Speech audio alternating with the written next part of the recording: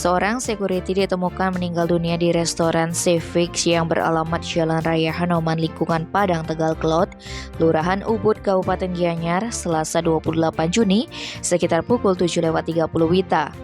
Peristiwa itu bermula ketika salah seorang saksi Wayan Marta yang juga security di restoran tersebut melihat rekannya sesama security Imade Pateh dari Banjar Belah Tanah Desa Batuan Kaler Kecamatan Sukawati tidur terlentang di sofa restoran sekitar pukul 7.30 WITA.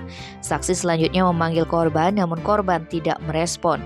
Setelah dicek ternyata wajah korban pucat seperti orang meninggal sehingga saksi memanggil security yang ada di Puri Padi untuk membantu membangunkan korban. Namun saat itu korban sudah tidak bernapas sehingga dilaporkan ke Polsek Ubud. Kapolsek Ubud Kompol Imade Tama mengatakan setelah melakukan olah TKP dan hasil pemeriksaan luar terhadap korban oleh tenaga medis dari Puskesmas Ubud 1 tidak ditemukan adanya tanda-tanda kekerasan di bagian tubuh korban. Diperkirakan korban meninggal dunia kurang lebih 6 jam sebelum dilakukan pemeriksaan.